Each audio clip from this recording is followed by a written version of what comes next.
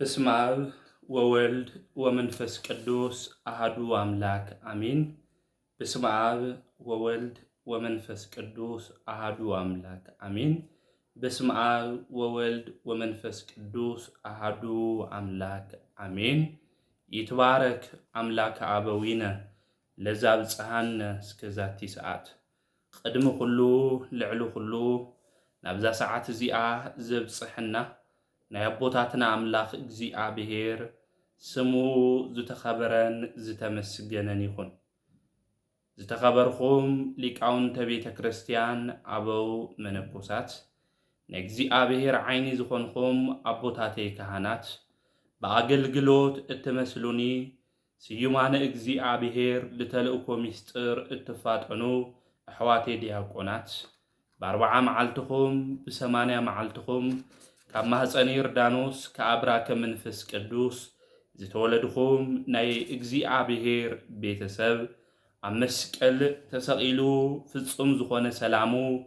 ብዝሃበና ብኢየሱስ ክርስቶስ ፍጹም ሰላም ከመይ ትጸንሑ ከመይ ትኾኑ አሜን። ናይ አምላኽና ናይ እግዚአብሔር ስም ዝተኸበረን ዝተመስገነን ይኹን። እማ አምላክ ወላዲተ አምላክ ቅድስተ ቅዱሳን ድንግል ማርያም ስለ ፍጹም አዱነታ ስለ ፍጹም ክብራ ክብሪ ምስጋና ይብጽሐያ። ከምኡውን ቅዱሳን አቦታትና ቅዱሳን አዴታትና በበማዕረጎም ከም ዝተባሃቦም ክብሪ መጠን ሁሉ ክብሪ ምስጋና ይብጽሐዮም። ከም እግዚአብሔር ሰናይ ፍቃድ ለማዓንቲ እንመሃሮ ናይ ትምህርትና ርእሲ ዝኸውን ንዑ ናብ ቤተልሔም ንኺድ እዚ ቃል እዚ እንረኽቦ ኣብ ሉቃስ ወንጌል ምዕራፍ 2 ቁጽሪ 15 እዩ። እንኳዕ ንጎይታና መድሓኒና ኢየሱስ ክርስቶስ ናይ ልደት በዓል ብሰላም አብጽሐኩም አብጽሐና። እዚ ቃል እዚ ዝተናገሩ ኣብቲ ዘመን እሱ ዝነበሩ ጓሶት እዮም። ንዑ ናብ ቤተልሔም ንኺድ እቲ መድሓኒት ዝኾነ ጎይታ ኢየሱስ ክርስቶስ ብስጋ ማርያም ክግለጽ ናብዚ ዓለም እዚ ክመጽእ ግዚኡ ድማ ምስ በጽሐ ኩሉ ዓለም ድማ ክምዝገብ ካብ ቄሳር አውግስጦስ ትእዛዝ ወፀ። እዚ ምዝገባ እዚ ኣብ ሶርያ ተሾይሙ ዝነበረ ሰብ ቄሬኔዎስ ዝበሃል ሰብ ኣብ ዝነበረሉ ጊዜ ቀዳማይ መዝገብ እዩ። ሽዑ ኩሉ ሰብ ክምዝገብ ናብ ንዓዱ ኸደ እዩ ዝብል ሰው ኩሉ ምእንቲ ክምዝገብ ናብ ዓዱ ኸደ። ስለ ዝኾነ ጎይታና መድሓኒና ኢየሱስ ክርስቶስ ኣብ ቤተልሔም ንክውለድ ምኽንያት ዝኾነ ንህዝቢ ቆፀራ ኢሎም ናብ ይሁዳ አውራጃ ብምምጽኦም እዩ ነይሩ። ንቆፀራ መጺኦም ቅድሚ ምቁፃሮም ድማ ጎይታና መድሓኒና ኢየሱስ ክርስቶስ ድማ ተወለደ። ጉልበት ሁሉ ዝሰግደሉ ሹም ትሕቲ ሰማይ ንክንግዛኣሉ ንክንድሕነሉ ዝተዋሃቦ ስም ካብ ስም ሁሉ በላዕሊ ዝኾነ ስም ቅዱስ ገብርኤል ብኽብሪ ሒዝዎ ዝወረደ ንድንግል ዝነገራ ስም አጋንንት እንትሰምዕዎ ዝንቅጥቀጥሉ ስም ሙታን ዘተንስአ ድውያን ዝፈወሰ ስም ኣብ ናይ ህዝቢ ቆፀራ መዝገብ ውሽጢ ከምዚ ኢሉ ተጻሓፈ ኢየሱስ ተባሂሉ። ንምንታይ እዩ ጎይታና መድሓኒና ኢየሱስ ክርስቶስ ተቆፂሩ እንድሕር ኢልና ጎይታና ንሱ መድሓኒት ኢየሱስ ክርስቶስ ኣብ መዝገብ ሽሙ ተጻሓፈ። ንሕና ምስ ቅዱሳን ምእንቲ ክድምረና ንሱ ድማ ምስ ኃጢአተኛታት ተቆፀረ። ስምኹም ኣብ ሰማያት ስለ ዝተጻሓፈ ኣብ ሰማያት መዝገብ ስለ ዘሎ ደስ ይበልኹም ከም ዝበለ ቅዱስ መጽሓፍ ንኹልና ኣብ ህይወት መዝገብ ምእንቲ ክጽሕፈና ንሱ ድማ ኣብቲ ዘመን እሱ ምስ ዝነበሩ ሰባት ሓጢአተኛታት ድማ ተቆጸረ ናወገናተይ ክናስተውዕሎ ዝግብአና ዓውይ ጉዳይ ክርስቶስ ምእንተ ንዓና ኢሉ ምስ ሓጢአተኛታት ተቆጺሩ ንዓይና ንዓኻትኩም ድማ ምስ ንጹሃት ክንቁጸር ጌርና እዩ ጎይታና መድኃኒና ኢየሱስ ክርስቶስ ኣብ ዝተወለደሉ ጊዜ ምስ ሰካራማት ዘረፍቲ ዝነበሩ ሰባት ሽም ዝርዝር እዩ ተቆጺሩ ምስኣቶም ሓቢሩ ድማ እቲ መድኃኒት ዝኾነ ሹም ካብ ሹማት ሁሉ ዝበልጽ ሹም ንደውያት ምውታን ዘልዕል ሹም መድኃኒት ዝኾነ ሹም ተጽሓፈ ናወገናት ያውዝ በዓውይኡ ክናስተውዕሎ ዝግብአና ጉዳይ በዓለ ልደቱ ናይ ጎይታና መድኃኒና ኢየሱስ ክርስቶስ መድኃኒት ቤዛ ኩሉ ዓለም ተወሊዱ ትንብል እንተለና ክንዝክሮ ዝግብአና ዓውይ ጉዳይ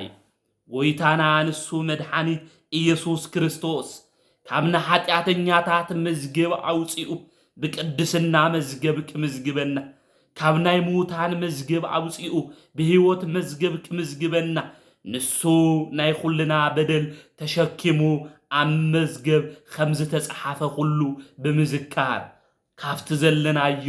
ናይ ስኻር መዝገብ ካፍቲ ዘለናዮ ናይ ኃጢአት መዝገብ ሹም ዝርዝር ወፂና ብቅድስና ህይወት ድማ ክንመላለስ ይግብአና ምኽንያቱ ንሱ ካፍቲ ዝነበረ ናይ ባርነት ሹም አውፂና እዩ ካፍቲ ዝነበረ ናይ ኃጢአት መዝገብ አውፂና እዩ ንሱ ናይ ኩልና በደል ተሸኪሙ መድኃኒት ንሱ ኢየሱስ ክርስቶስ ምስ ኃጢአተኛታት ተቆጺር እዩ ስለዝኾነ ዕለተ ልደቱ ትንዝክር እንተለና ካብ ሃምዚ ዝበለ ናይ ኃጢአት መንደር ሹም ዝርዝር ወፂና ብቅድስና ህይወት ክንምዝገብ ብኡ ድማ ክንመላለስ ይግብአና እና መድኃኒት ዝኾነ ንሱ ኢየሱስ ክርስቶስ ተወሊዱ ክንብል እንተለና እዚ ነገር እዚ ክናስታውሶ ክንዝክሮ ይግብአና በኹር ወዳ ድማ ወለደት ቅድስተ ቅዱሳን ድንግል ማርያም መድኃኒት ዝኾነ ንሱ ኢየሱስ ክርስቶስ ወለደት ብድንግልና ጸኒሳ ድማ ብድንግልና ወለደቶ እቲ ናይ መጀመርያ ወዳ ናይ መጀመርያ ናም ፍጻሜ ዝኾነ ወዳ መድኃኒት ንሱ ኢየሱስ ክርስቶስ በኹር ወዳ ድማ ወለደት ኢሉ ተናገር بخورنا نحنا بحاتيات مخنيات توسيدو نيرو كابانا دما ديابلوس نتيقنا نيرو ناي بخري دكي مخان ناي أملاخ ناي إكزي عبهير مئنتك ملسلنا مدحانيت زخونا نسو بخري إيسوس كريستوس كاب دنجل مريم تولده بجرك دما تقللتو زتولد اللو دما عبدن بكفت نبره أو دما عدك أستو بيزا كله عالم زخونا مدحانيت نسو إيسوس كريستوس وردتنا كملسلنا سلازمسه كابل علينا زنبره وردت كله على العلو بخبر من انت كقمتنا زتجلس انسو مدحانيت سلازخونه مدحانيت إيسوس كريستوس عبدن بكفت تولده ناينا وردت دما تشكمو عاوزي دم بكفت از دما عادك أستو يزبال ود داويتي نيرو كم ود داويت النتو عبيت منجستي كولد زقبو نيرو نجر جن زتواردنا نحنا كف كف كبلنا نابلع لنا هيوت دما كئتونا زمز أمخانون كاردئنا عبدن بكفتي نسو مدحانيت إيسوس كريستوس دما تولده قويتانا مدحانينا إيسوس كريستوس زتولد اللامشت خبرتيا زتولد اللامشت دبما نئتيا لكاون تبيت كريستيانا بوتاتنا نزامشت زيات جلس قوا انتلو بزقرم قوانقوا ميستريوم زقلس قوا قدوس إفريم زبهال ناي بيت كريستياننا ليك زا ناي بيت كريستيان مشت زخونت زتولدنا الله قويتانا مدحانينا إيسوس كريستوس زتولد الله انت جلس انتلو خمزي إلي إزقلسه إذا مشت زيا نسقو زخونا نسو نعنا نكانسهنا زتجلس الله نسقيتي مشتيا زتقدست مشتيا سلا زخونا ለአና ከንጽህና ኢሉ ዝተወለደ ቅዱስ ንሱ መድኃኒት ንጽሂት ምሸት ስለዝኾነት ንሕናውን ብዛ መዓልቲ እዚኣ አእዛና ንጹሃን ክኾኑ ይግብኦም አዕንትናውን ቅድስና ዝኾነ ንጽህና ዝኾነ ነገር ክምልከት ይግብኦ ናብ ልብና ስምዒት ድማ ክቅደስ ይግብኦ ንግግርና ሁሉ አኽብሮት ዝምተመልኦ ክኸውን ይግባእ ኢሉ እዩ ዝመኽረና ምኽንያቱ እዛ ዓለት እዚኣ ጌታ ዝተወለደላ ሰቂላ ከም ካልኦት ዕለት ኣይኮንትን ንጽሂት ዕለት እያ ቅድስቲ ዕለት እያ ንጹህ ዝኾነ ንሱ ንጹህ ባህሪ አምላኽና መድኃኒና ኢየሱስ ክርስቶስ ዝተገለጸላ ንጽሂት መዓልቲ እያ እዛ ምሸት እዚኣ ናይ ዕርቂ ምሸት እያ ደቂ ሰባት ምስ አምላኽና ምስ እግዚአብሔር ተባኢስና ነርና ምኽንያቱ ሕጊ አፍሪስና ትእዛዝ ድማ ስዒርና ናይ አምላኽና ቃል ድማ ሓዲግና ና ዲያብሎስ ቃል ሰሚዕና ምስ አምላኽና ምስ እግዚአብሔር ተባኢስና ነርና ምስ መላእክቲ ተባኢስና ነርና ሰማይና ምድሪ ድማ ተባኢሶም ነሮም እናዛ መዓልቲ እዚኣ ድማ ናይ ዕርቂ መዓልቲ እያ መላእክቲ ምስ ጓሶት ኮይኖም ብሓባር ዝዘመሩላ ስብሃት ለእግዚአብሔር በሰማያት ወሰላም በምድር ስምረቱ ለሰብ ስብሃት ምስጋና ንእግዚአብሔር በአርያም ይኹን ኢሎም መላእክቲ ምስ ደቂ ሰባት ኮይኖም ብሓደ ዘመስገኑላ ናይ ዕርቂ መዓልቲ እያ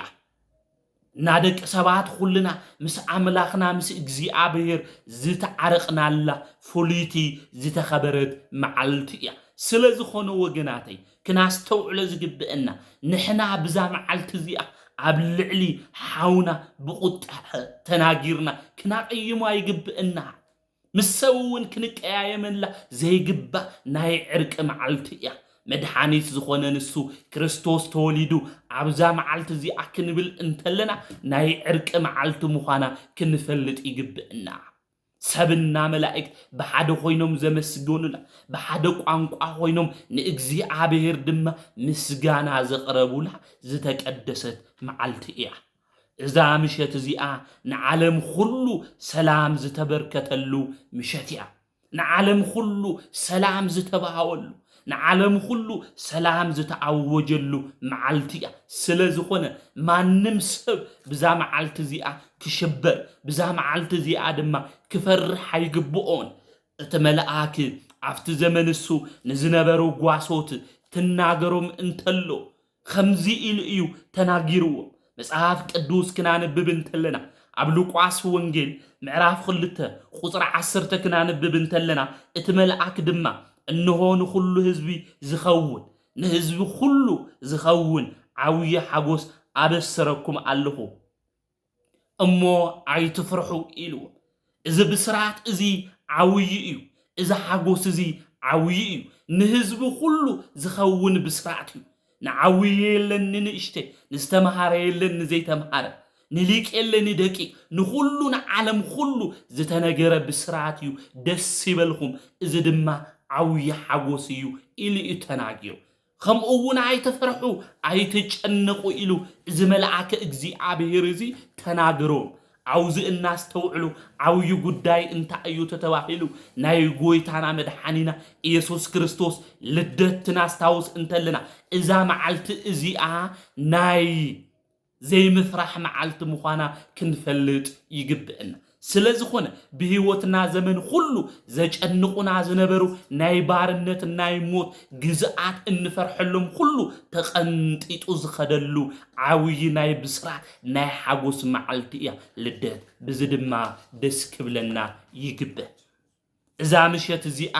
ናይ ትሕትና ምሸት እያ ናይ ትሕትና ምሸት እያ ንሱ አምላክ ኮይኑ ነገር ግን ንዓና ንደቂ ሰባት ከድሕን بفصوم فقرو تجليسو بتحتنا خوينو عبدن بكفتي زتولدل ومعالتي سلازو خونه إذا معالت زيئة ناي تحتنا معالتيا سلازو خونه نحنا كريستيان بهيوت زمننا كله كان عباي يقبئنا بلدتو قويتانا مدحانينا إيسوس كريستوس سلازو ولدنا إذا معالت زيئة እግዚአብሔር ናብ ኃጢአተኛታት ዝመጽላ መዓልቲ እያ ኃጢአተኛታት እናሃለውና ስደተኛታት እናሃለውና አባርነት አሞት አብግዞት እናሃለና ከድሕነና ዝመጸላ መዓልቲያ ስለዝኾነ ጻድቃን ዝኾንና ናይ ጽድቅ ስራሕ እንሰርሕ ሰባት ሁሉ ንኃጢአተኛታት ሰባት ኣብ ልዕሊኦም ክንኾርዕ ኣይግብአና እዛ ምሸት እዚኣ በዓል ጸጋ ዝኾነ አምላክ ስለለዓና ኢሉ ድኻ ዝኾነላ ዕለት መዓልቲያ ስለዝኾነ ሃፍታም ዝኾነ ሰብ ሁሉ ድኻታት ናብ ገዝኡ ጸዊዑ ከብልዕ ይግብኦ ምኽንያቱ በዓል ጸጋ ዝኾነ አምላኽ ንሱ መድኃኒት ድኻ ዝኾነላ መዓልቲያ ስለዝኾነ ሃፋትም ዝኾና ሰባት ሁሉ ነገር ግን ዓቅም ዝሰአኖም መዓልቲ ድማ ዝደብረዮም ዘውድቆም ወገናትና ሁሎም ጸዊዕና ናብ ገዛና ክናስተናግዶም ክናብልዖም ይግብአና ለሙዓንቲ ዘይጠይቅናዮ ውህብቶ ዝተቀበልናሉ ዕለትያ ዘይጠይቅናዮ ውህብቶ ዝተቀበልናሉ ዕለትያ ስለዚ ኢዶም ዘርጊሖም ንዝልምኑ ሰባት ሁሉ ናይ እርዳታ ኢድና ክንዝርግሐሎም ይግብአና ብዛ መዓልቲ እዚኣ ናይ ሎሚ ዕለት ንጸሎት ናይ ሰማይ በሪ ተኸፊትልና እዩ ሰማይ ተዓጽዩ ነይሩ ብኃጢአትና ምኽንያት ነገር ግን እዚ ሰማይ እዚ እንታይ ኮይኑ ተኸፊቱ ሰማይ ዝተኸፈተሉ መዓልቲ እዩ ንሕና እውን ንሰባት ይቅርታ ኢሎም ንዝሓቱና ሰባት ሁሉ ናይ ዕርቂ ልቦናና ክንኸፍት ይግብአን እና ዛ መዓልቲ እዚኣ ፍሉይቲ መዓልቲ እያ ቅድስቲ መዓልቲ እያ ንጽሕቲ መዓልቲ እያ ስለዝኾነ ብዓውይ ፍስሓ ብዓውይ ሓጎስ ኮይና ዛ በዓል እዚኣ ክናኽብራ ይግብአና እንኳን ንሕና ደቂ ሰባት ኣይኮነን ነገር ግን እንስሳ ዝተሓጎሱላ መዓልቲ እያ እንስሳታት ደስ ዝበሉላ መዓልቲ እያ ደስ ኢልዎም ድማ ንኣምላኾም ንእግዚአብሔር እስትንፋሶም ዝገበሩላ መዓልቲ እያ እዛ መዓልቲ እዚኣ ኸመይ ደስ ትብል መዓልቲ እያ ናሊቃውንተ ቤተ ክርስቲያን ስለዛ መዓልቲ እዚኣ ትገልጹ እንተለው ከም ካልእ ተራ መዓልቲ ኣይኮነን ዝቆጽርዋ ምኽንያቱ ድሕነትና ዝተኣወጀሉ ሰላምና ዝተመለሰሉ ዕርቅና ድማ ምስ እግዚአብሔር ዝገበርናሉ ዓውይ ውህብቶ ንሱ መድኃኒት ኢየሱስ ክርስቶስ ዝተቀበልናሉ መዓልቲ ስለዝኾነ ዓባይ መዓልቲ እያ ስለዝኾነ ዓውይ ብስራት ዓውይ ሓጎስ ንዓለም ሁሉ ተነጊሩ ንዓለም ሁሉ ዝተነገረ ዓውይ ብስራት እንታይ እዩ ተባሂሉ መድኃኒት ዝኾነ ንሱ ኢየሱስ ክርስቶስ ዝተወለደላ እዩ እዚ መልአክ እዚ ተገሊጹ ነዞም ጓሶት እዚኦም ትነግሮም እንተሎ እዞም ጓሶት እዚኦም ድማ ኸምዚ ኢሎም ተናገሩ ነዚ እግዚአብሔር ዝገለጸልና ክኸውን ነገር ክንርኢ ንዑና ቤተልሔም ንኸድ ተባሃሉ ምኽንያቱ መድኃኒት ንሱ ኢየሱስ ክርስቶስ ኣብ ቤተልሔም ተወሊዱ ኣብ ደንበ ከፍቲ ተወሊዱ ስለዝኾነ እዚ መልአክ እዚ ዝነገረና እዚ ናይ እግዚአብሔር ነገር ዝኾነ ሁሉ ምእንቲ ክንርኢ ናብ ቤተልሔም ንኽድዮም ኢሎም ወገናተይ ዓውዚ ዘመን እዚ ልደት ክናኽብር እንተለና ናብ ቤተልሔም ንኸድደው ኣለና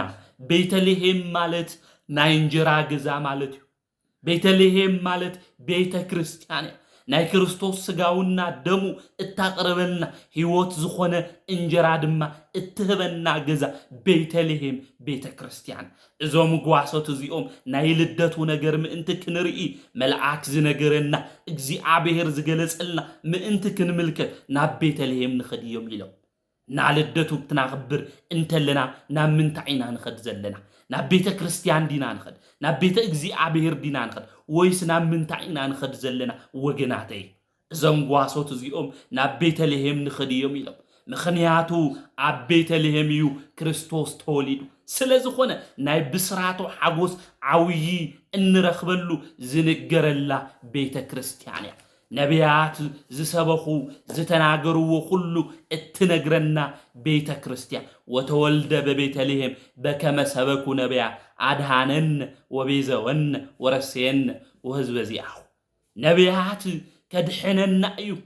ከምኡውን ቤዛ ክኾነና እዩ ንህዝቡ ኩሉ መድሓኒት ክኾን እዩ ኢሎም ዝሰበኽዎ ንሱ መድሓኒት ኢየሱስ ክርስቶስ ኣብ ቤተልሔም ተወለደ መድሓኒት ዝኾነ ኢየሱስ ክርስቶስ ዝንገረላ ብሉያቱ ሓዲሱ ድማ እንመሃረላ ኣማናዊ ዝኾነ ክቡር ስግኡ ቅዱስ ደሙ ድማ ዝቅድሐላ ዝፍተተላ ቤተ ክርስቲያን እያ እዞም ጓሶት እዚኦም ናብ ቤተልሔም ከም ዝኸዱ ኩሉ ኩልና እውን ናይ ክርስቶስ ልደት እዚ ዓብይ ብስራትን ዓለም ኩሉ ዝተነገረ ሰባት ጥራሕ ኣይኮነን እንስሳት እውን ተሓጒሶም ዝዘመርሉ ዕርቂ ዝኾነ ናይ ትሕትና መዓልቲ ናይ ሰላም መዓልቲ ዝኾነ እዚ ናይ ልደት ነገር ትናኽብር እንተለና ናብ ቤተ ክርስቲያን ክንኸይድ ይግብአና ናብ ቤተ ክርስቲያን እዞም ጓሶት እዚኦም ናብ ቤተልሔም ኸዱ እቲ ህፃን ድማ ምስ ኣዲኡ ረኸብዎ